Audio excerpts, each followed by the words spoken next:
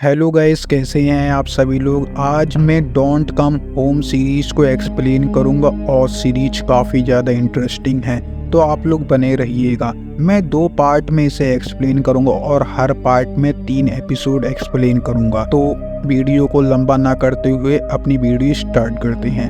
कहानी की शुरुआत में हम मिन नाम की एक छोटी बच्ची को देखते हैं। उसके घर में किसी के चिल्लाने की आवाज़ आ रही होती है, इसलिए उसकी नींद टूट जाती है।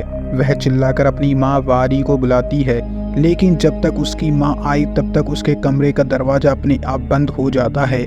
मिन के कमरे में सारा सामान अपने आप हवा में उड़ने लगता है। तभी उसके सामने कोई आ जाता है जो हमें दिखाया नहीं जाता। मिन चिल्लाती है और कहानी कुछ दिनों पहले शुरू हो जाती है। हम बारी को देखते हैं। हाल ही में उसके पति से उसका झगड़ा हो गया है, क्योंकि उसका पति उस पर घरेलू हिंसा करता है। इसलिए वारी अपनी बेटी को लेकर अपनी माँ के घर पर शिफ्ट होने के लिए चली जाती है। उसका पति यूटा चाई काफी पावरफुल व्यक्ति है। मिन का चेहरा सीसीटीवी में ना आ जाए, इसलिए वारी उसे गाड़ी में छुपे रहने के लिए कहती है। रास्ते में वह एक स्टोर से खाने का कुछ सामान लेती है, लेकिन यहाँ पर भी वह सतर्क रहती है कि कहीं उसका चेहरा सीसीटीवी कैमरा में ना आ जाए। और जब वह वहाँ से जाने लगी तब यूटा चाई की कॉल उसे आती है। वह काफ़ी डरी हुई थी, इसलिए उसने मोबाइल रास्ते में ही फेंक दिया। पूरी रात ड्राइविंग करने के बाद सुबह वह घर पहुंच गई। घर काफ़ी सुनसान था, क्योंकि यह उसके ग्रेट ग्रैंडफादर के टाइम का है। घर के अंदर हम झूमर लगने वाली जगह को देखते हैं। शायद कभी झूमर नीचे गिर गया होगा। वारी मिन को लेकर अपने बचपन वाले कमरे में चली जाती है। तभी दरवाजे पर कोई आता है। बाहर घर का केयर टेकर नाटे आया हुआ है। वारी ने उससे एक नया मोबाइल मंगवाया है। नाटे की एक आंख खराब है और हमें यहाँ पर मालूम पड़ता है कि इस जगह पर बारिश काफ़ी होती है, इसलिए लाइट वहाँ पर कम आती है। बारी को याद आता है कि उसकी माँ ने उसे बताया था कि घर के वेयर हाउस में एक पुराना जनरेटर है, लेकिन वह काम करेगा या नहीं वह हम आगे देखेंगे। अब नाटे खिड़की की तरफ देखता है। उसे लगता है कि ऊपर कोई है। बारी को लगता है कि शायद खिड़की पर मिन आई होगी और नाटे को उसकी बेटी के बारे में पता न चल जाए, इसलिए वह बात को घुमा देती है। अब नाटे वहां से चला जाता है। इधर हम ऊपर देखते हैं, मिन को एक बुक मिलती है। जब उसकी माँ उसके पास आती है तब वह उस पर काफ़ी गुस्सा होती है, क्योंकि नाटे अगर उसको देख लेता तो काफ़ी प्रॉब्लम हो सकती थी। लेकिन मिन अपनी मॉम को बताती है कि वह तो खिड़की की तरफ गई नहीं। खैर, इसके बाद हम देख पाते हैं वारी के पास एक पिस्टल गन है और साथ ही उसके बैग में काफ़ी सारा कैश है। बैग को वह बेड के नीचे छुपा देती है। अब बारी बाथरूम जाती है और अपनी आँख को चेक करती है, क्योंकि उसका पति उस पर घरेलू हिंसा करता था, इसलिए उसकी बॉडी पर ऐसे काफ़ी सारे मार्क थे। बाथरूम का शीशा टूटा हुआ है और शीशे पर ब्लड की कुछ बूंदें छपी हैं। शीशा कैसे टूटा यह हम आगे जानेंगे। अब हम रात का समय देखते हैं। रात में बारिश हो रही होती है और मिन एक कमरे के बाहर खड़ी हो जाती है। कमरे पर ताला लगा हुआ है। तभी उसकी माँ वहाँ पर आ जाती हैं। उसकी बातों से पता चलता है कि उसकी माँ ने भी उसे कभी भी इस कमरे के बारे में कुछ नहीं बताया और ना ही कभी अंदर जाने दिया। खैर, खाना खाते समय वहाँ पर बिजली चली जाती है और मिन अपनी माँ के पीछे एक साए को देखती है, जो दिखने में काफ़ी ज़्यादा डरावना है। उसको देखने के बाद मिन काफ़ी डर गई, लेकिन वारी को लगता है कि शायद वह अंधेरे के मारे डरी होगी। खाना खाने के बाद वारी जनरेटर चलाती है और फिर लाइट वहाँ पर आ जाती है। सोने के वक्त मिन अपनी मॉम से कहानी सुनाने को कहती है। मिन को सुबह जो बुक मिली थी उस बुक में से वह कहानी सुनाने को कहती है।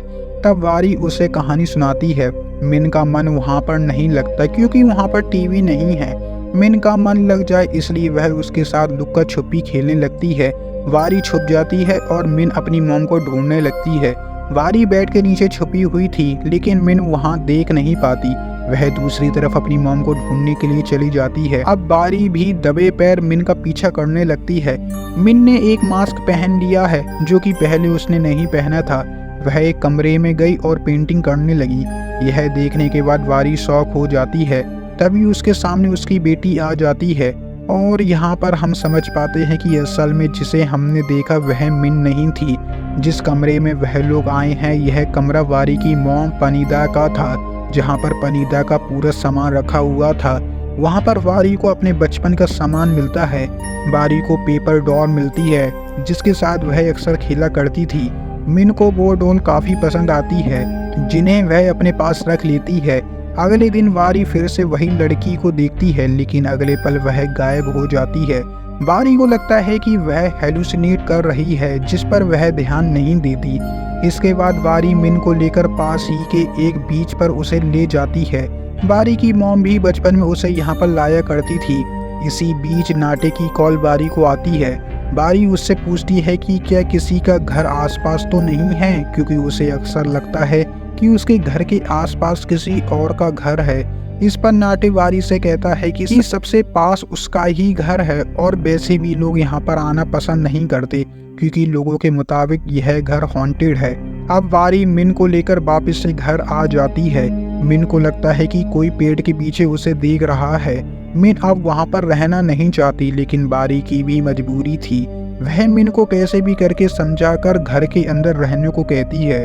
वारी अपनी मॉम का सामान चेक कर रही होती है, तभी उसे वैसा ही मास्क मिलता है जैसा वह लड़की पहनती है। वह कुछ सोच ही रही होती है, तभी मिन उसके पास आ जाती है। अब वह लोग खाना खाते हैं और आज भी मिन को वह शायद दिखाई देता है और वह जोर से चिल्लाती है। वारी कुछ समझ नहीं पाती, फिर वह मिन को कमरे में ले जाकर उसे सुलाती है। आधी रात में वारी उठती है क्योंकि उसे अपने पति का एब्यूज बिहेवियर याद आ रहा था।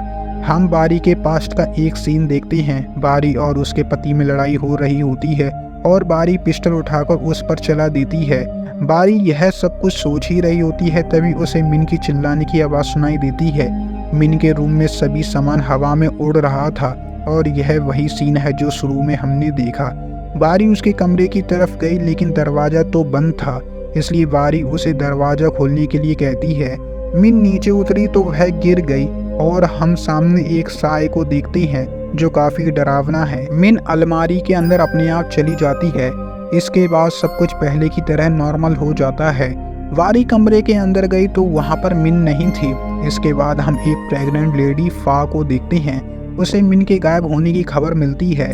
वह तुरंत वारी के घर जाती है। सबसे पहले वह मिन की चीजों की फोटो खींचने लगती है। मिन को ढूंढने के लिए फा वारी से उसकी बेटी के फोटो मांगती है, लेकिन वारी के पास मिन का कोई फोटो नहीं है, क्योंकि वारी ने अपना मोबाइल रास्ते में ही छोड़ दिया था और वहां से भागकर वह फोटोग्राफ नहीं लाई थी। फा वारी से उसके हस्बैंड के बारे में पूछती है तो वारी कुछ डिटेल में उसे नहीं बताती। फा समझ जाती है कि वारी वहां से भागकर यहाँ पर आई है। मिन के कमरे को चेक करने पर सारा सामान इधर उधर फैला था। वारी अब फा को सब कुछ सच सच बताती है कि जब वह कमरे में आई तब सामान हवा में उड़ रहा था, लेकिन फा सुपर नेचुरल चीजों में विश्वास नहीं करती। थोड़ी देर बाद वहां पर फा के 2 असिस्टेंट आ गए। सवाल जवाब करने पर वारी उन्हें बताती है कि एक दिन पहले मिन ने पेड़ के पीछे किसी को देखा था। पेड़ के पास जाने पर उन्हें कोई भी क्लू नहीं मिलता। फा नोटिस करती है कि वारी की ड्रेस पर खून का धब्बा लगा हुआ है। यह धब्बे उसे कल रात लगे थे, क्योंकि मिन के खोने के बाद वह यहाँ पर आई थी और नीचे गिर गई थी। थोड़ी देर बाद वहाँ पर नाटे आता है।